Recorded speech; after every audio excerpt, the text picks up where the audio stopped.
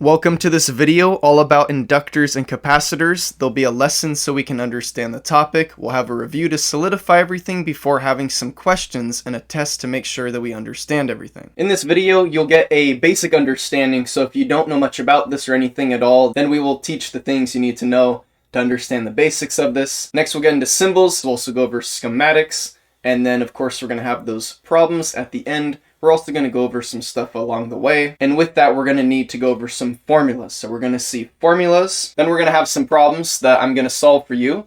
You're going to see me solving it and I'll explain everything. So then we'll get a further explanation of everything and it'll really solidify this topic. We'll see in all actuality, this is pretty simple, and further more complex information about inductors and capacitors will just build on the information in this video. We're going to be first looking at inductance here. In a schematic, inductors are usually symbolized in two different ways. One of the ways is simply a rectangle, and this rectangle is then filled in. So imagine this all filled in black.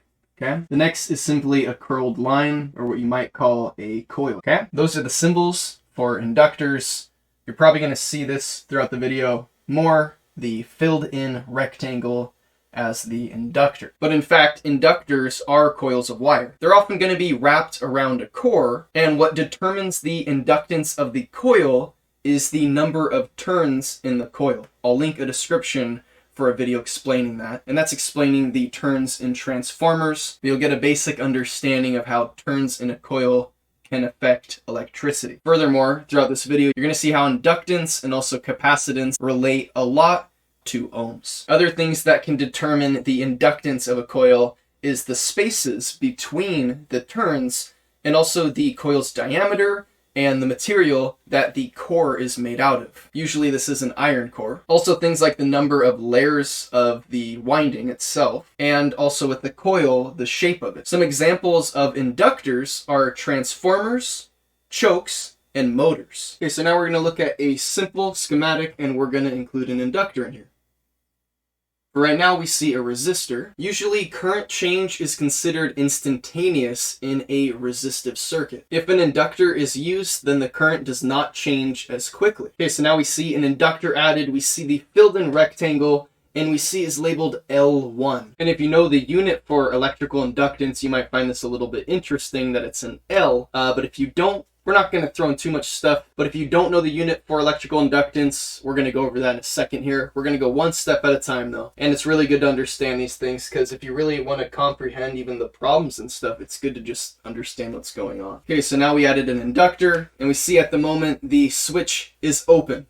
So of course there's going to be no current flow at the moment. Now that the switch is closed, and with the inductor there, current is going to rise rapidly at first, and then it's going to go more slowly as it reaches a maximum value that it's approaching. This is all going to clear up as we go through this lesson. So of course, like many things for an explanation, we're using a DC circuit here. Before moving on to the next thing, let's just repeat that one more time, that when the switch is closed, we're going to have current flowing rapidly, and then it's going to go slower as it reaches a maximum value. So just keep that in mind. Okay, so now we're going to look at something called the time constant.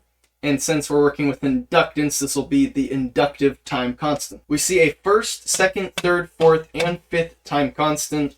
Okay, normally I'd be drawing this here on each of these separate blue lines on this axis. But for space, I'm going to draw it here below each one of these time constants where they're labeled. And even though there's going to be some numbers here, it's all going to be explained simply, and you're going to be able to kind of solve for this yourself, create this yourself, and it won't be a headache at all. It's all really simple. Okay, so the first number, you got to remember this number. Your first time constant is 63.2%. Write it down, remember it, whatever you got to do. The second time constant is 86.4. And now this might seem kind of random how you're going to remember this, but just basically remember 63.2, and we're going to get into how we get all the other numbers. The next will be 94.9, and remember, well, these could be rounded a lot of the time. So a lot of times this will be 95, this will be 96, 63, but just really remember the 63.2. Okay, so that was the third time constant. The fourth is 98.2, often rounded to 98%, and then the fifth time constant is going to be 100%. Okay, so I drew that a little weird, so just I'll connect the line to each one of these ones that are corresponding to the number just to make it visually a little easier there. Okay, I'll actually make it an arrow.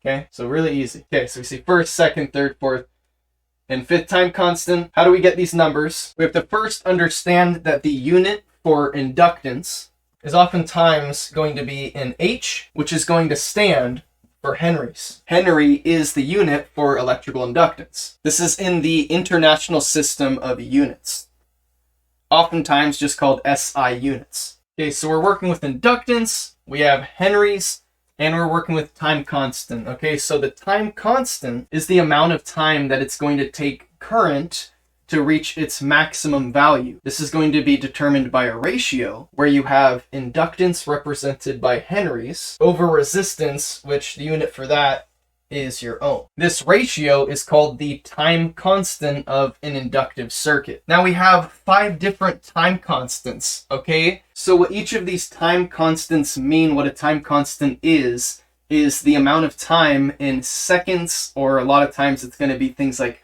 microseconds, milliseconds, but it'll be something representing some amount of a second. And how many of these seconds is it going to take for the current to rise up to 63.2% of its maximum value? Okay, that's going to be the first time constant. So when you use this ratio, henries over ohms, you're going to get your time constant, but what that's going to tell you is the amount of time that it takes for the circuit to rise to 63.2% of its maximum value. The time is going to be represented in seconds or some form of seconds, whether that's milliseconds or we're going to see microseconds. Okay, so something based around the second. As we saw in the previous example, when that switch was closed, the current began to flow. So during that first time constant, we're going to have the current reaching 63.2% of its maximum value. Then in the next time constant, the current is going to rise another 63.2% of the remaining percent of the 100%, which is going to be 36.8%. Okay, so we have all these numbers. Let's actually just create these numbers instead of trying to memorize a bunch of stuff. We just got to memorize 63.2. Okay, so now just remember that we're going to have the inductance. It'll be represented as Henry over the resistance, which will be represented as ohms. H over R is how you could think about it. And one way to remember this is R is going to be your second one. So if you just want to think of a quick way for me, I just think it's something R. And when I think, okay, I know it's inductance, so it's henries over R. I'll just think R is the second thing that's going to be involved. So it's going to be the denominator. Okay, so remember that because I'm going to be erasing that right now. So all that we got to think is we have 63.2%. That's 63.2% of what?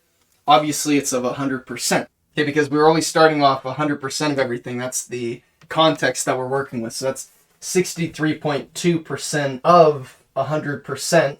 So we can just think that we start off with 100%, and from there we subtracted 63.2% because that's what we're using in our first time constant, okay? So since we used 63.2% out of 100%, what's going to be left over is the difference. It'd be good to have a calculator and do this with me. I'm going to solve it for you and you're going to see this yourself, but it's always good when you do something yourself to really comprehend it. At least write some of this stuff down and then do it yourself, and then you will never forget it. Okay, so 100 minus 63.2 is 36.8%. And obviously, a lot of this stuff you can do in your head, but I really like to preach that if something's even simple, I would recommend doing it on your calculator, unless it's something like 2 plus 2 or 5 times 10 or something ridiculously simple. If it starts getting into decimals, I wouldn't get cocky and think, oh, I got this, because you can make a stupid little simple mistake, and you didn't mean to make a mistake, but you're human, you made a little accident, and now your whole entire problem's wrong, and maybe it could be from something you did in the very beginning. So I just like to use a calculator, because if you like to do stuff in your head, you can do it in your head, and then double check your calculator, or look at your calculator and double check in your head. Either way, you can have a form of double checking. Okay, so I'm going to write down here because I'm running out of a little room. So we have 36.8. That's the leftover percentage that we have after our first time constant. Okay? Now I'm going to refresh you on what happens during the second time constant so we can make sense of this. During the second time constant, the current is going to rise another 63.2% of the remaining percentage that we have. So we just figured out that if we used 63.2% in our first time constant, and we're of course starting off with 100%, we have 36.8% left over. So now all that we want to do is get another 63.2% of the remaining percentage left over. So all that we're going to do is times this by 0.632. Okay, because of course for percent, you're just going to get that decimal point from the hundredths decimal point, and you're going to move it to the front of that from the hundredths. Okay, so we still keep the 2 obviously, so we just have 36.8 times 0.632. Okay, and when we multiply that, we get 23.26. That's rounded. It's a little bit bigger of a decimal, but I'll round it at the hundredth place. Oftentimes for these electrical equations, you're going to want to at least have your hundredth place, so I like to at least keep that, and then with that, sometimes you'll just need your tenth, so you'll at least know if you need to round it, then you'll know what to do. Okay, so now let's just comprehend where we're at. We're at 23.26%, which is the 63.2% of the remaining percentage that's in the second time constant. So since we're just using that remaining percentage in that second time constant, and we're getting 63.2% of that, well, we're in the second time constant. So we still have the first time constant from before this. Because of that, all that we do is simply add. Okay, so you see we're getting some different numbers and stuff, and basically all we got to remember is the 63.2. That's all we're using. We're just getting 100 minus 63.2. Okay, that's our first amount left over in our second time constant, because we used 63.2 in our first time constant. And all that we're doing is getting another 63.2% of that. And then because there's the leftover time constant from before, we're just getting the time constant from before's percentage and adding it to now the second time constant. So we have the both percentages added together. That's all it is. Okay, now we get our next number. I'm not going to spend too much more time on this because this really is pretty simple, and it's basically just this basic fact that you have 5 time constants to reach 100%, and we can prove for that by what we're doing here. And we can see that this is why the second time constant is 86.4%, oftentimes rounded to 86%. You see I even have 86.46%, which might be useful in an equation of some sort. Okay, so the things to really remember from this are that you have your 5 time constants to reach your 100%. Your first one is only 63.2% of the maximum value. So to get your maximum value, if you need that, you're going to need to figure out how much time it would take for 5 time constants, which actually is not very difficult, and it's pretty simple. We're going to go over that later in the video. For now, we see that we have the second time constant's percentage. Okay, so now for the third time constant. Okay, so now I'll just go through the rest of this quickly and wrap this up before we move on to the next topic. So now since we have the third time constant, that's going to just be 63.2% of the remaining percentage. Again, to get the remaining percentage, we're just going to think 100% minus our second time constant now, 86.4%. Okay, so same thing, if we multiply those, we get 0.6, and that is the percentage that is the new addition of our third time constant. So now we have to add that to the remaining of what we had before from our 2 time constants, or the first one plus the second, which remember was 86.4%.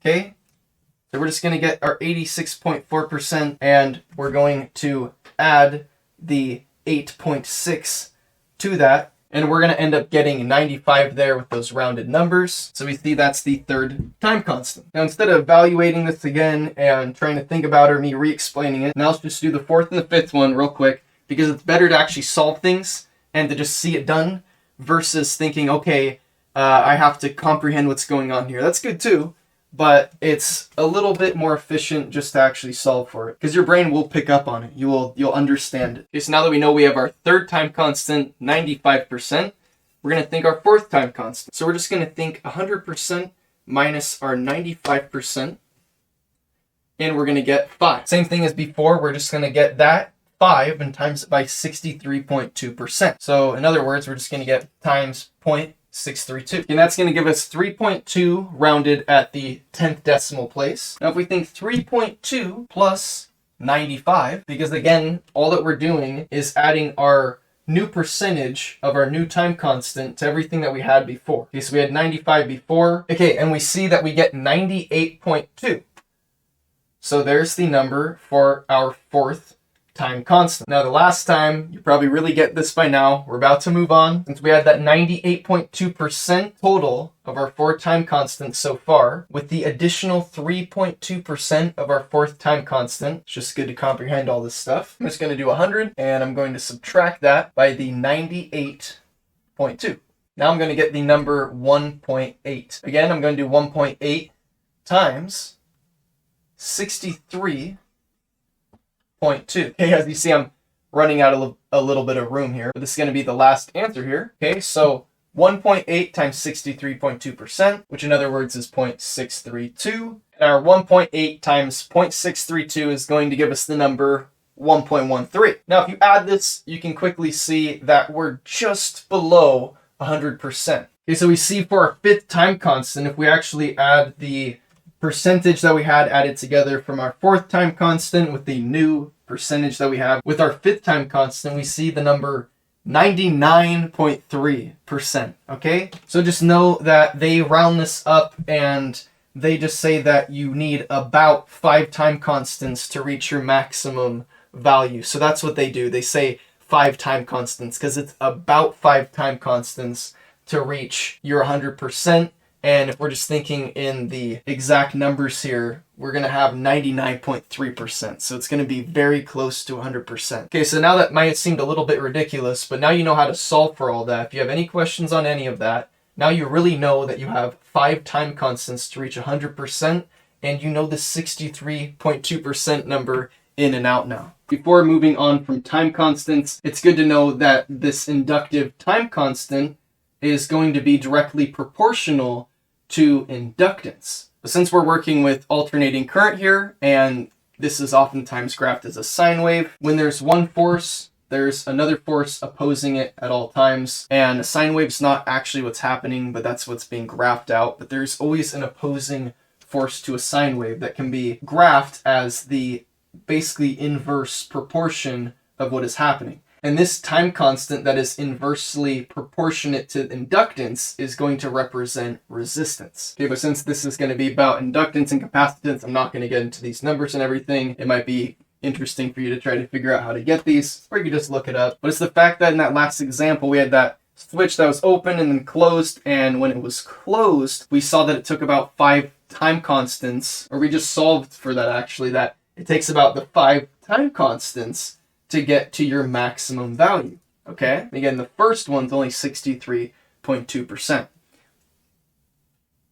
But now if we open that switch, okay, it's going to take 5 time constants for the current to reach 0 again in the inverse proportion of that. So in this case, this inversion of proportion has to do with just doing the opposite thing. You're opening the circuit instead of closing the circuit. There's also opposing forces at all times to waves, but that's a different topic. But we see that even when you're doing the opposite thing, you're opening the circuit, we have an opposing force because it takes a certain amount of time for the current to go from A to B. It's also going to take a certain amount of time when the current's cut off to completely go away from its source. So inductance is extremely important in understanding alternating current circuits. For example, if we have a 60 cycle circuit, so 60 hertz oftentimes called, then the current is actually going to rise and fall from the peak value to 0 120 times a second. Okay, so if we think of a simple sine wave and we think of a 60 hertz system, then we know that there's going to be one cycle represented as the sine wave. Then one of these cycles represented as the sine wave is going to happen 60 times per second. But we can also see that if we think about this going up and down, and we count each one of those as 1, then we have 120 times per second. Okay, now while that's fresh in our brain, let's learn how to actually calculate for the time constant. We're going to need to know a few symbols here. One of them is going to actually be the time constant symbol, which looks kind of like one of those T's that you see when you type, but it's missing the top part. That's how I think of it, how it looks. Okay, so that's your time constant symbol. Just look at that, think time constant. Looks like a T. The next symbol that you're probably going to want to know is this symbol, which stands for micro. You might be familiar with this from particle physics as the symbol for a muon. You might know this from something else also, but this is the symbol for micro. Okay, so I was just kind of kidding about the particle physics, but if you do know about that, then you'll see that also this is the symbol for the tau, which these are both elementary particles that are similar to the electron. Okay, but we're not going to think about all that stuff right now. But what we are going to think about is now calculating this time constant. Okay, so we know we have the symbol for time, the symbol for micro. Okay, so we could have a time constant in seconds, milliseconds, and microseconds. These are the most general. Okay, so what differentiates this is if we're dealing with henries, millihenries, or microhenries. And you see that the ohms doesn't change. So this is actually pretty simple with the time constant of inductance. No matter what we're dealing with, we kind of know what we're going to end up with. We have millihenries, milliseconds, microhenries, microseconds, regular henries, regular seconds. You also notice that henry is not a name, it's a unit. So it's going to be treated as something that doesn't have to be capitalized. So it doesn't matter, you can capitalize it just like ohms, but if you don't capitalize ohms, there's no problem with that. Just like henries, you don't have to capitalize it, but you're not also going to put HENY apostrophe S or something, or HENRIES, just to kind of, when you're writing this down so you don't make a mistake. It's just lowercase HENRYS. To do henries, okay? So now we see another simple circuit. We see the resistor and we see the inductor. We see they're actually labeled now with the units to where you see 5 ohms and 15 millihenries. We see the resistor is RT, so resistor RT, that makes sense. But then we have L1 for the millihenries. So is it line? We probably wouldn't want to call it line, and no, you don't want to call it line. It's not line. And this is simply in honor of Heinrich Lenz, where the L is just basically in honor of him. So just think that inductance, you label it L. You don't need to call it anything like with the resistor, it's R, so you could say actually resistor.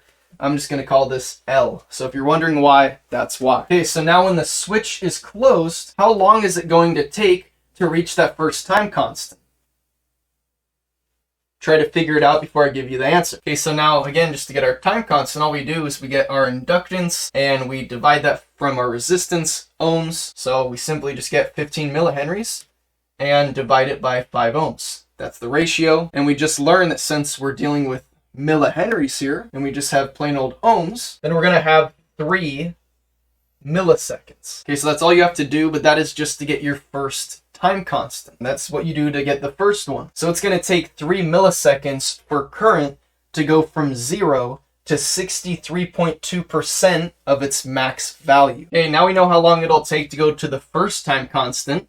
But what if we want to go to the 5th time constant and have our max value? Okay, your brain might want to explode, but just know that the time that it takes to go through each time constant is the same. So you're simply just going to get 3 times 5. Okay, so it's simply going to take 15 milliseconds to go to 100% max value in this circuit because it took 3 milliseconds to go to the first time constant, and we have 5 time constants. Okay, so now we're done with that, and you see that it's really good to know these simple things like your 63.2%, that number, and then also comprehend that that's just the first time constant there, and then also comprehend that since you have 5, that you need to multiply by 5 to get the amount of time it would get to 100% of your max time constant. I'm kind of really drilling in this in the beginning here, so I'm going to go through this a little quicker once this builds up, and once we know these foundational things, the lesson's going to get quicker and more efficient, but we're really understanding these basic things here, which will help us not only in inductance, but also understanding what we're going to do with capacitance.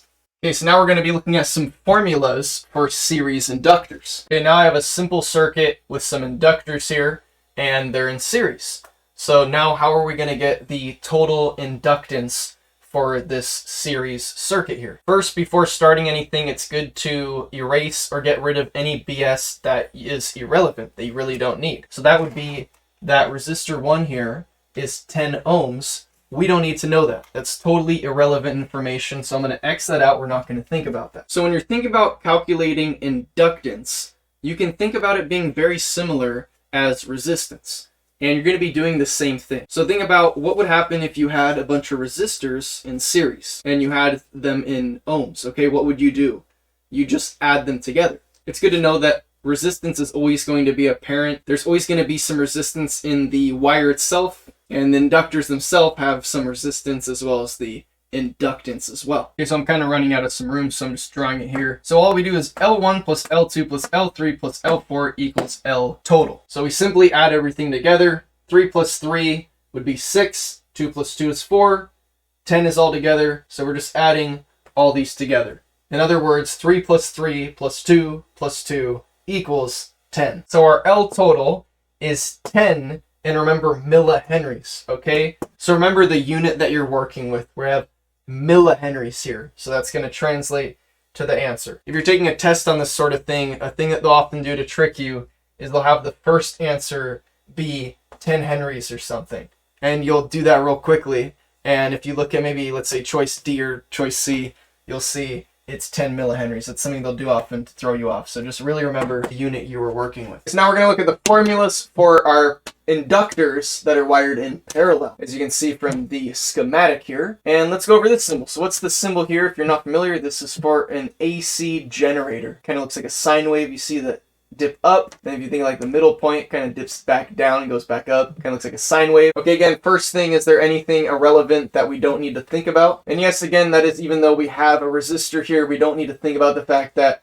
we have resistor 1 with 10 ohms. We don't need to know that at the moment. We're not doing a time constant. We're just trying to figure out the total inductance. Okay, so we're just going to think about these inductors here. Remember, the inductors act just like resistors when you're thinking about a circuit. So we're going to do the same thing that you do if you had resistors in parallel. And if you know what to do there, then this will be pretty easy, and it'll just be a refresher. If you haven't done this before, this might seem kind of ridiculous, but you'll do it a few times, and kind of because it's so ridiculous, you'll never forget it. And it really is simple. It's just some of the numbers that you get in some of the stuff is just kind of odd, but let's get into it. So we don't want to be thinking about these like if they're resistors, but just know that since they're inductors, they're going to formulate the same way. We're going to solve for them the same way. So all that we got to do is 1 over 10 plus 1 over 20 plus 1 over 5. Okay, and that's not our total answer though. That's going to be what I'm going to call the L lowercase total. So it's almost the L total, but to get the L total, we're going to need to divide that by 1. Okay, again, if you have done this parallel resistors,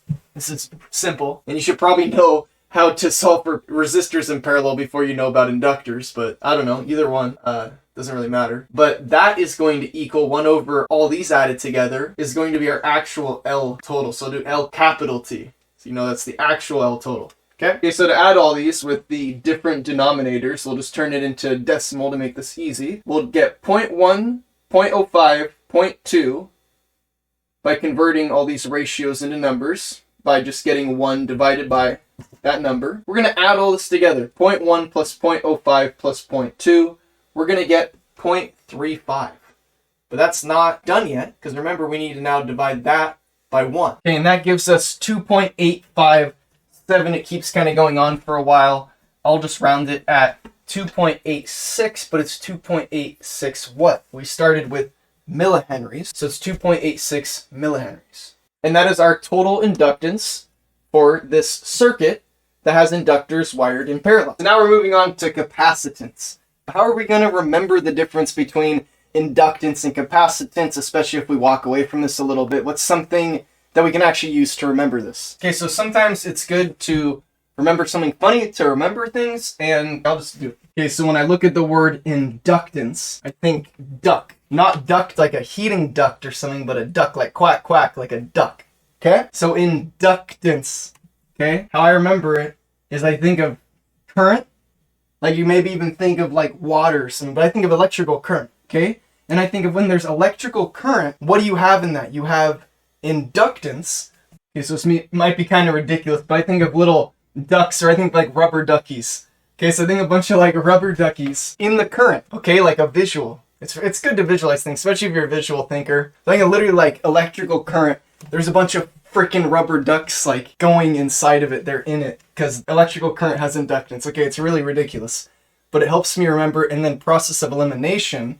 Now I think, okay, capacitance has to do not with current, but with voltage. And that gets into the first part of this lesson. Okay, so as we learned in the inductance lesson, inductance opposes any change in electrical current. Similarly, capacitance is going to oppose any change in voltage. So that's why I did the whole rubber ducky thing for process of elimination. You think inductance, you think current.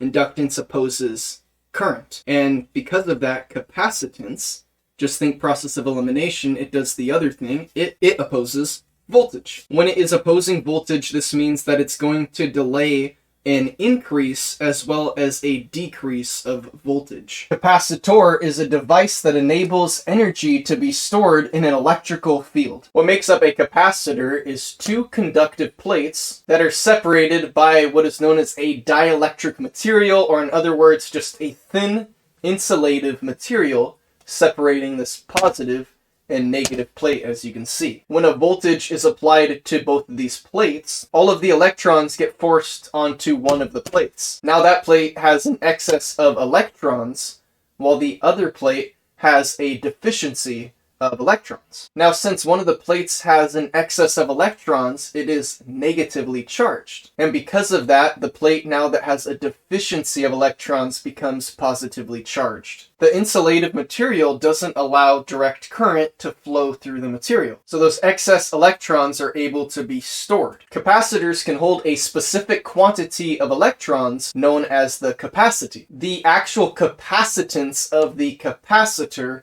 depends on some things. The actual area of the plates, the distance in between these plates, and also the material that is chosen as the dielectric or insulative material in between the plates. Capacitance is measured in a unit of farads, which is oftentimes indicated just as an F. And that would be a capital F for farads, usually. So you're usually going to see farad written out, and this could be capitalized, but it's oftentimes lowercase, so it doesn't have to be capitalized. But we're going to see in a second things like microfarads and stuff, and when you do see that, you're still going to see the capital F in that circumstance. When you're looking at certain questions and certain things, you'll see let's say the micro symbol and an F, you're going to know what that means. So for example, you're often going to see things like microfarads and picofarads.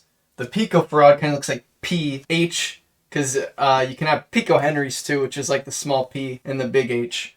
But you have picofarads, small p, big F, okay? When I look at that, instead of thinking power factor, now you know what that'll mean. Picofarads. And then you have your micro symbol, capital F, you have your microfarads, okay? Pay attention that we don't have millifarads. And we are going to go over what micro and also what pico means in a review towards the end of this video before we go over some questions. But just for now, we're just going to kind of let things flow the way they're going. But just know if you are curious, it'll be explained near the end. Okay, so now we're going to look at some symbols for capacitors. Capacitors are usually drawn one of two ways. This is very simple. So the first one of those is a line with a curved line, a slightly curved line, nothing too drastic. And you see these two lines going out to the side. Those are just where it's actually connected in the schematic drawing to the circuit. Okay, so in the drawing, you'll see that these will be connected to the actual circuit, okay? But for now, that's why there's those two little lines sticking out from either side. And the other way to draw a capacitor is just two lines. And then you have those two lines to where it's going to be connected to the circuit. Okay, again, we have a simple circuit. We have a capacitor now. We again have the resistor, so we have R1. Again, R1 makes sense, resistor. But now we have C1. So now this also makes sense. We have capacitor 1.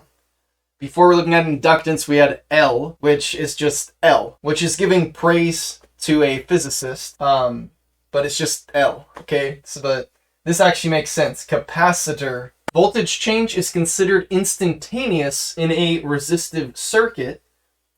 But now if a capacitor is used, when we go ahead and close this switch, the voltage that goes across the capacitor is going to rise rapidly at first, and then it's going to slow down as the maximum value is approached. similarly like what inductance did to the current. Okay, so now we're going to be looking at the capacitive time constant. The time constant of a capacitor is going to tell us how long it takes for the capacitor to reach the maximum charge or full charge of this capacitor. To get this time it's a product of capacitance labeled in farads times resistance.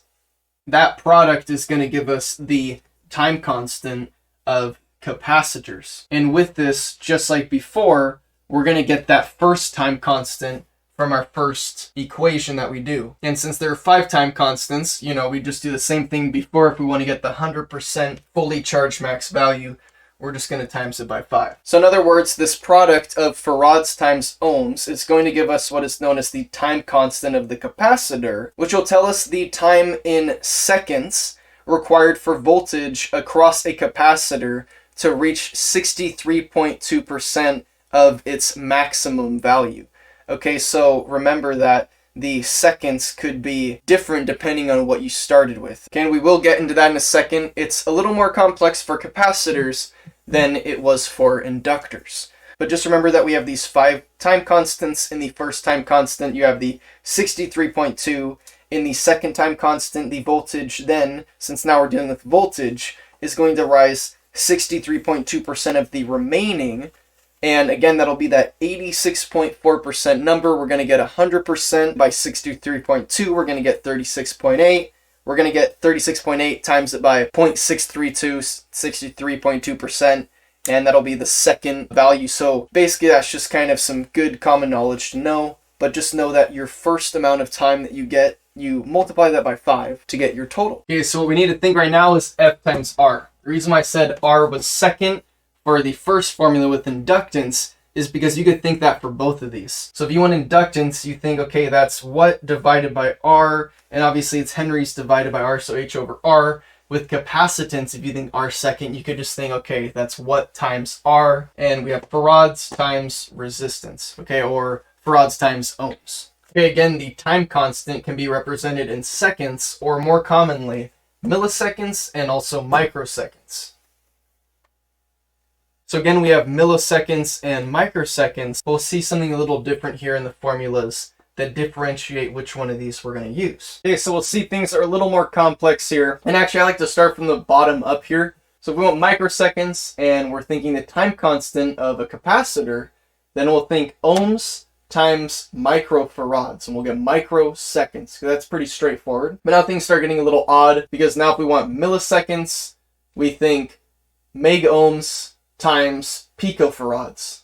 Again, I'm going to go over what meg and pico mean actually in a little bit here. If we move on to seconds, seconds are actually less common than these other choices, but if we want seconds, then we're going to need megohms times microfarads. So it's multiplication. You could think R times F or F times R.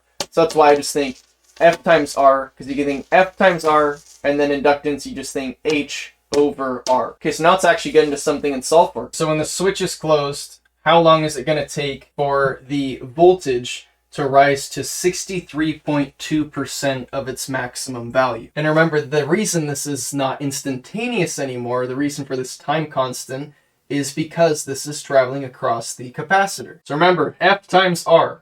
So we're just going to take our 6 microfarads and multiply it by our 4 ohms. We're going to draw the time constant symbol equals 6 times 4 ohms. Okay, now 6 times 4, we get 24. And this one's pretty simple. Since we had the microfarads and we just had ohms, then we're going to have microseconds. Okay, now remember that 24 microseconds we have is only how long it takes to go from 0 to 63.2% of the max value of the voltage. But if we want to know how long it takes to get to 100% of the max voltage, then we're just going to times by 5, since there's 5 time constants to get 100%, and we are at the first time constant.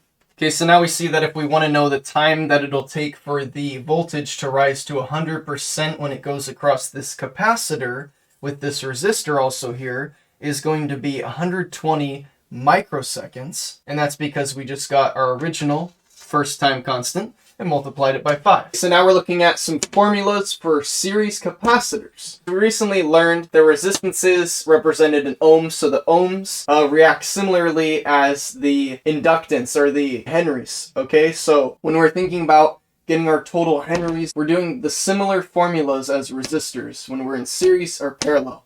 Okay, so just remember those as the same. But now if we think in the same light and we think, okay, how are we going to solve for our capacitors, and we compare it to how we solve for resistors, it's actually the same thing but opposite. So whatever we do in a series circumstance for, let's say, a series resistor, we're going to flip that. So now if we're in a circumstance like, let's say, a series circuit with a capacitor, then we're going to think, what do we do if we want to get the total resistance in a parallel circuit? And vice versa. Okay, so let's get into this. Okay, so we see a series circuit here, a series schematic of a simple circuit. We see the AC generator, we see a resistor. We know that, well, we're looking at total capacitance right now. So we don't need to know the 8 ohms, that is irrelevant, but we do see that we have 10 microfarads, 5 microfarads, and 20 microfarads with our capacitors 1, 2, and 3. So now let's get into figuring out the total capacitance. I forgot to mention this earlier, but this is usually how I do this. When I'm actually thinking about solving for something and I notice that it's a series or parallel circuit, if it's a series circuit, I'll draw an S and a circle just so I know that what I'm solving for here is series.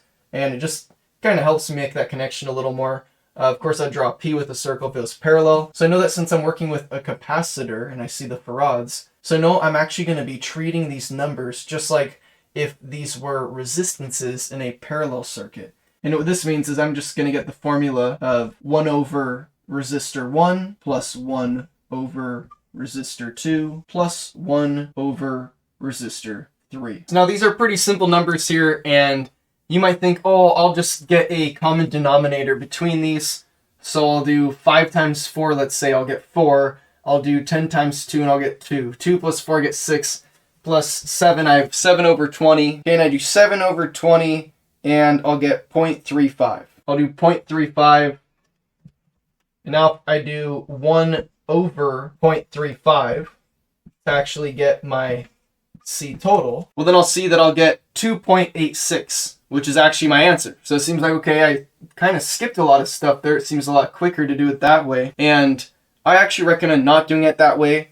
If maybe it's simpler numbers, you might want to, but I recommend not, because then you're having 2 different methods of solving this. Okay, so I just like to have one method of solving this. So with that, I'm going to do it how I'd do it if there was much more complex numbers and different fractions and things that don't evenly go into denominators easily, because you're most often going to have some things that aren't just like this, aren't simple like this. They're going to be a lot more complex and realistic. So instead I'm going to do what I originally do. 1 divided by 10 plus 1 divided by 5 plus 1 divided by 20 equals the number. Okay, so I get 0.1 plus 0.2 plus 0.05. I get 0.35. Again, 1 over 0.35. Same answer. I get 2.86.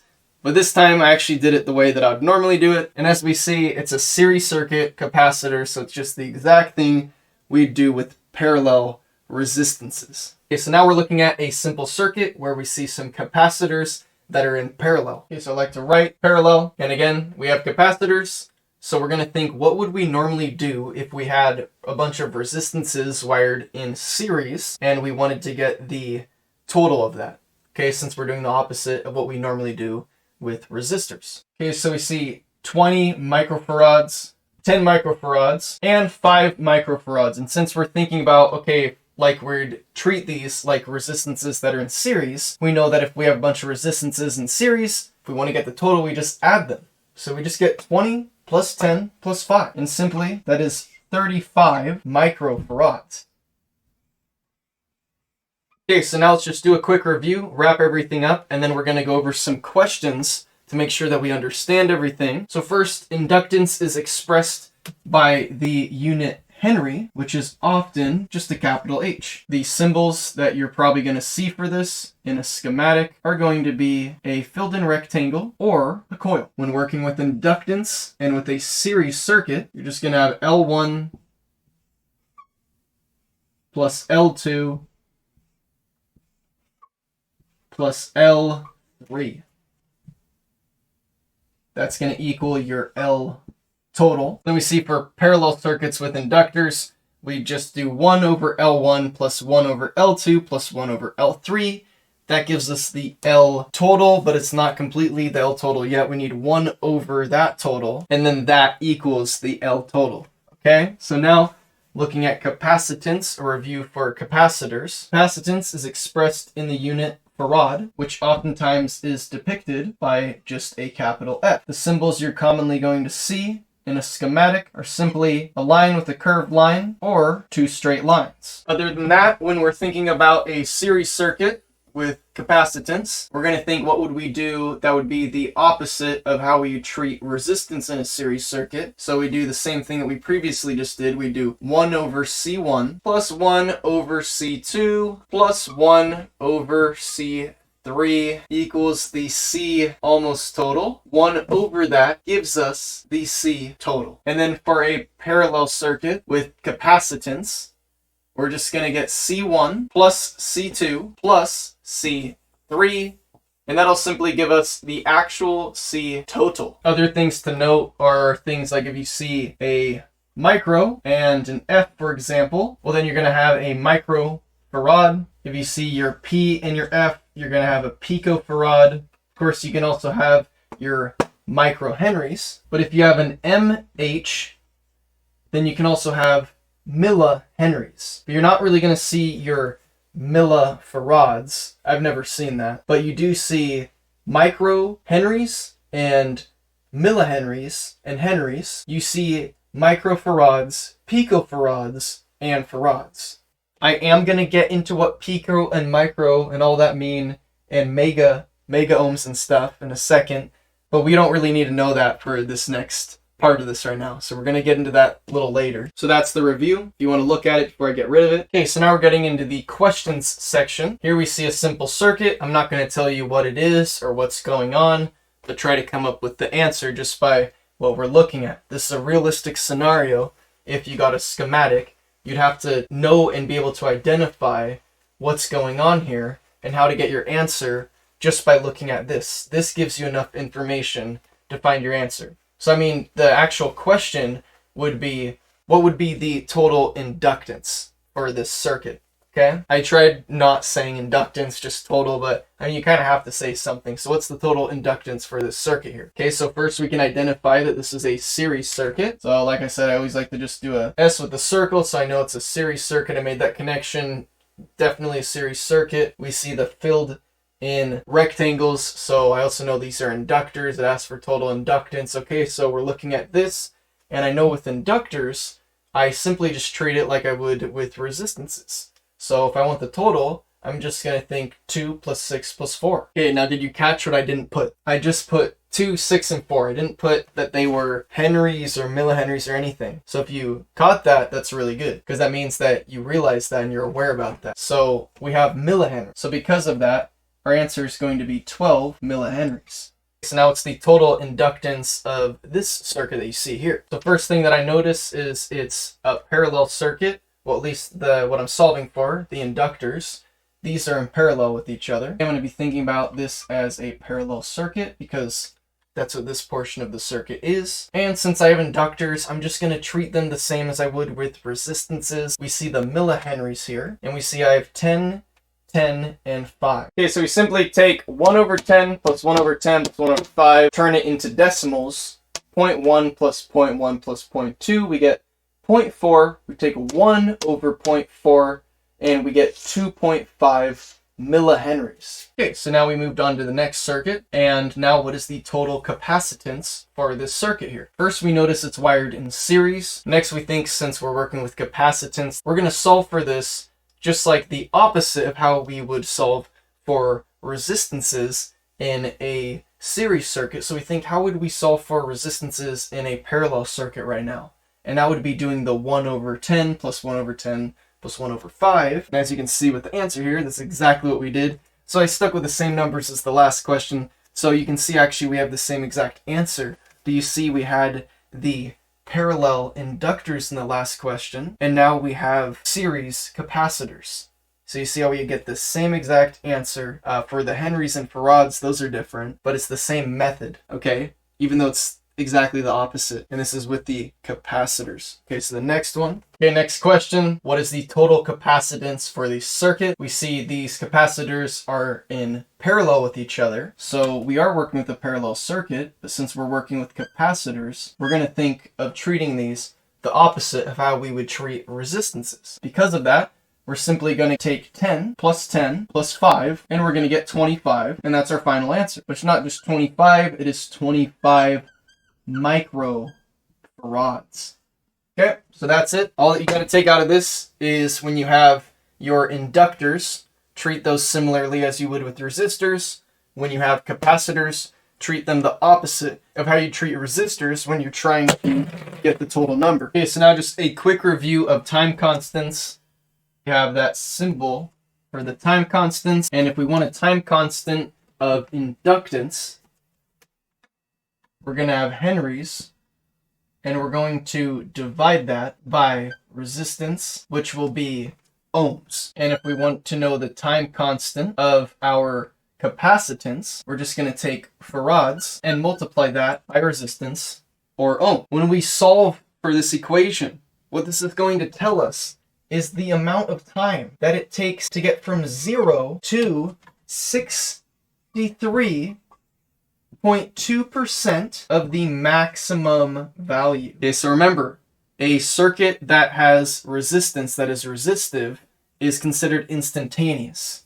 It's when you add an inductor or a capacitor that you're changing something. So when you add the inductor, you're going to slow down the current from rising to its maximum value. When you use a capacitor, it's going to affect the time that it takes the voltage to reach its maximum value. And again, with that first equation, you have that 63.2%, and we have 5 time constants. That would be the first one there with the 63.2. So with 5 time constants, we just do 5 times our first number that we get if we want to get the 100% max value. Okay, so I said I was going to go over this stuff, so here I am. I have the micro, pico, milli, and meg, so we can see what these mean. These would all be known as metric prefixes. We probably know the milli because in a decimal point, when you're thinking about a milli of something, instead of thinking about a million, you're thinking about 1,000. This is something we commonly know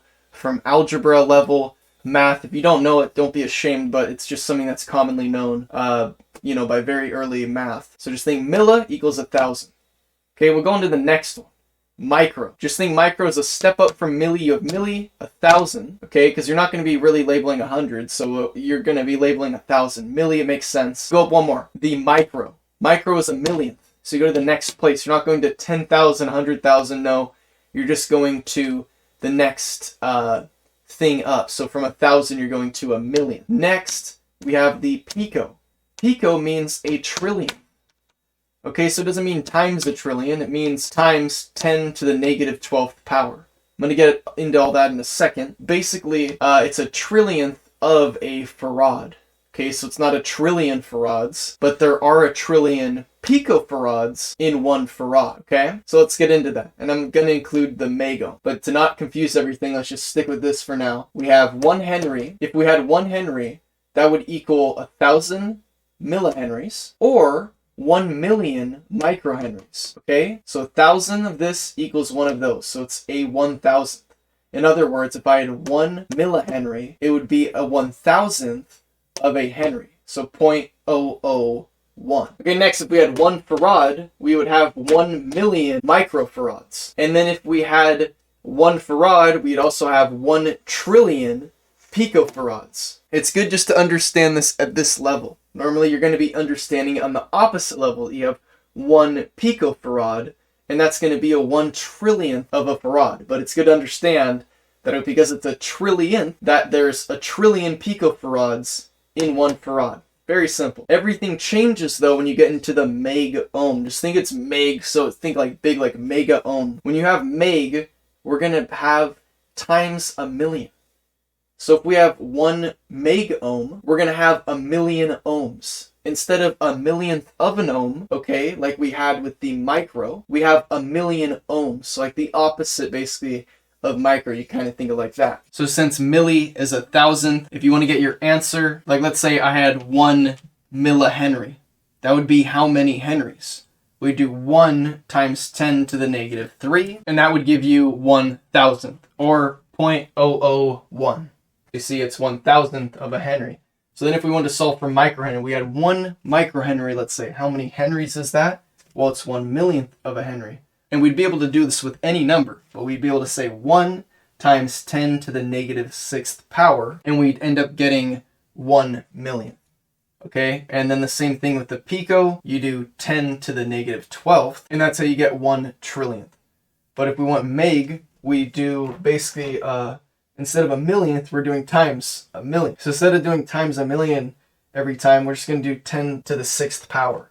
So if we had 1 ohm, we just do 1 times 10 to the 6th power, and we'd end up getting 1,000,000. So we'd see there's 1,000,000 ohms in a megohm. Okay, so when looking at this circuit, how long is it going to take to get to the first time constant? And then how long is it going to take to get to 100% of the maximum value of the current of this circuit? Try to come up with the answer before I give it to you. Okay, we see a series circuit, but that really doesn't matter because we know that we're just going to be trying to find the time constant here. And because of that, we're trying to get the total capacitance that we would have and the total resistance that we would have. So to find those totals, that would matter if we were series or parallel. But you see, with our total numbers, it doesn't matter if you're series or parallel. Everything's already mapped out. What we need to do is simply get the henries over the ohms. Because of course, henry divided by ohms or capacitance times ohms, either one of those are going to give you your time constant. In this case, we have inductance. So we're simply just going to have 20 millihenries. We're going to divide that by the 10 ohms.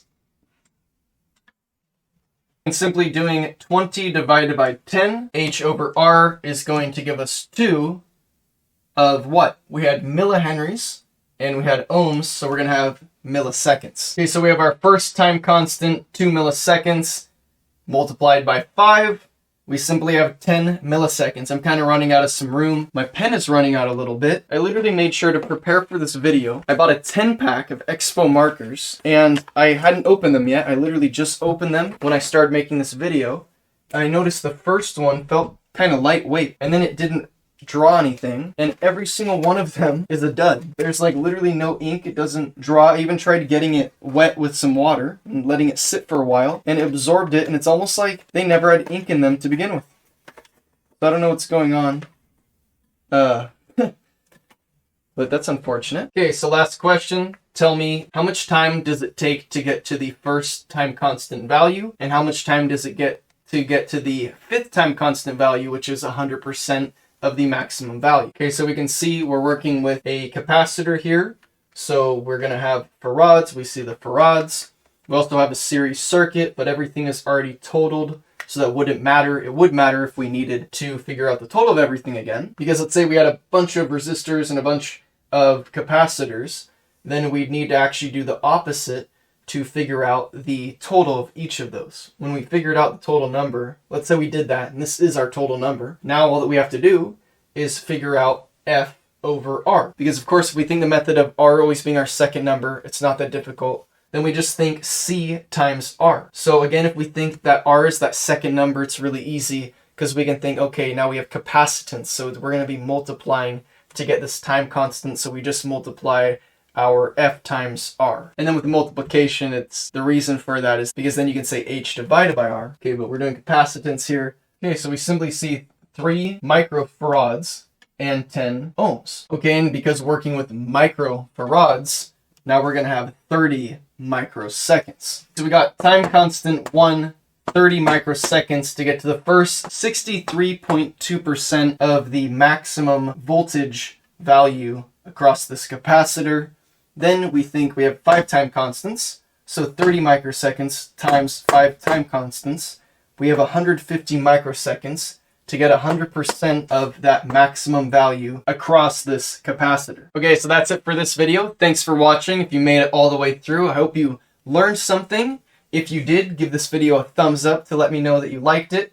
Give Give me a comment, let me know if you liked it, if there's maybe some things you think I could improve, I'd love to hear that. Or just any general comment, feel free to leave me a comment, especially if you have a question about anything. I'd love to give my best shot at answering that, or try to point you in a direction to where you could find some help yourself. Subscribe to see more videos. My next video, we're going to get into inductive and capacitive reactance. Then we're going to be looking at some power factor formulas, voltage drop calculations, tie all this stuff together. So that's it for this video. Till next time, goodbye.